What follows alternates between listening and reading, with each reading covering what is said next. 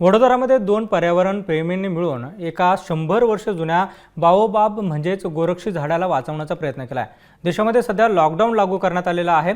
अशा वेळी जीवाची पर्वा न करता या दोघांनी निसर्ग दूत होत या झाडाला वाचवण्याचा प्रण केला आहे। पाहूयात एक स्पेशल रिपोर्ट।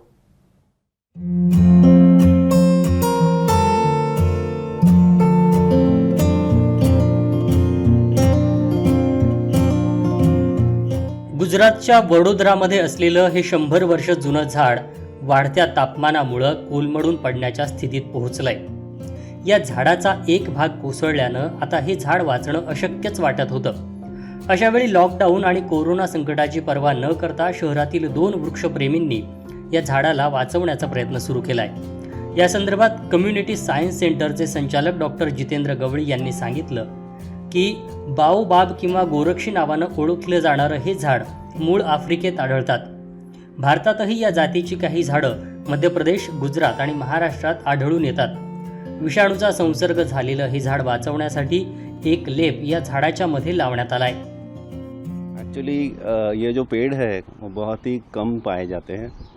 एडेंसोनिया डिजिटाटा उसका बॉटनिकल नेम है। ये अफ्रीका को बिलोंग करता है। अफ्रीका में एडेंसोनिया के करीबन 9 स्पीशीज़ है, उसमें से एक स्पीशीज़ हमेशा इंडिया भर में पाया गया है। मतलब सबसे ज़्यादा पॉपुलेशन उसका नेचुरल जो है वो एमपी में मांडू में है, फिर महाराष्ट्र राजस्थान में भी कहीं पर, नॉर्थ गुजरात में है। गुजरात में इनफैक्ट हर जगह पर है, लेकिन बहुत छोटे छोटे ऐसे हैं। तो ये जो पेड़ है करीबन 100 साल, कम से कम 100 साल होगा, उससे भी ज़्यादा लगता है मुझे। तो इसका एक्चुअली एक हेरिटेज ट्री के हिसाब से हमको केयर करना पड़ेगा। इसको गुजराती में घेलू झाड़ कहते हैं या गोरख आमलो बोलते हैं। बाओबाब उसका नाम है, बाओबाब ट्री ऑफ अफ्रीका अगर आप करोगे तो मिल जाएगा। ये पेड़ को हम लोग अभी जो बचाने की कोशिश इसलिए कर रहे हैं क्योंकि इसका आप देख रहे हो कि ये बड़ा सा जो ब्रांच है वो गिर गया है। उसका ओवर द ईयर ग्रोथ ज़्यादा हो गया एक्सेस और गिर गया है। तो हमारी जो मुहिम है यही है कि भाई अभी और भी उसको इन्फेक्शन ना फैले अंदर, इसलिए उसका जो एक्सपोज पोर्शन है इंजुरी वाला, जहाँ पे मेरिस्टेमेटिक सेल ग्रो करती है, उसको हम लोग लेप लगा रहे हैं। और ये जो लेप है बहुत सिंपल सा है। हमारी जो मिट्टी होती है गार्डन सॉइल, उसी के अंदर हमने नीम ऑयल लिया है कि जो हमको पता है एंटी फंगल एंटीबैक्टीरियल के हिसाब से काम कर रहा है, और उसमें पानी इस तरह का हमने लेप किया हुआ है। तो और इसको आगे इसकी इंजरी से इसको बचाएगा? जी बिल्कुल करेगा, क्योंकि आप देख सकते हो उसका जो अभी का ग्रोथ है ना वो बिल्कुल बैलेंस्ड ग्रोथ है। ये जो ब्रांच था वो बहुत इम्बैलेंस तरीके से एक जगह पे उगा हुआ था और वो गिर के टूट गया है। Now the thing is that we are protecting और curing the heel. Definitely I am very much sure कि ये पेड़ अभी सर्वाइव कर जाए। तापमानात झालेली वाढ या झाडासाठी घातक ठरली आहे। अशा वेळी सुमारे 30 मीटर उंच आणि सुमारे 11 मीटर लांब असलेल्या या बाओबाबच्या झाडाला वाचवणं जास्त महत्त्वाचं होतं। हे झाड वास्तविक दिसायला थोडं वेगळं आहे। या झाडाची मुळं वरती आणि खोड खाली असल्याचा भास होतो। या झाडाला वर्षातून केवळ 6 महिनेच पानं असतात, तर 6 महिने हे झाड पानगळती झाल्यासारखं दिसत असल्याचंही त्यांनी सांगितलं।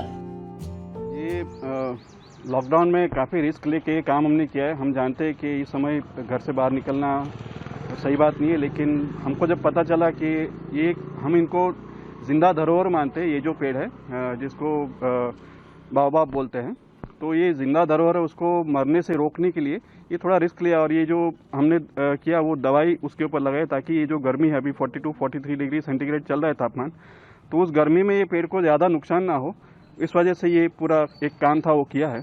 तो कह सकते हैं कि आपने ये पेड़ की सर्जरी की है? हाँ, एक तरीके से सही बात है आपकी। ये सर्जरी है जिसमें बहुत डिटेल सर्जरी नहीं थी, लेकिन एक प्राइमा फेसी जो उसके ऊपर उनकी जो खाल होती है उसको सुरक्षित रखने के लिए एक छोटी सी सर्जरी कह सकते हैं हम। तो ये जिस तरह से हमको चमड़ी हमारी छिल जाती है, उसको हीलिंग के लिए हम जैसे ऑइंटमेंट लगाते हैं, ये उसी तरह से हम लगाते हैं।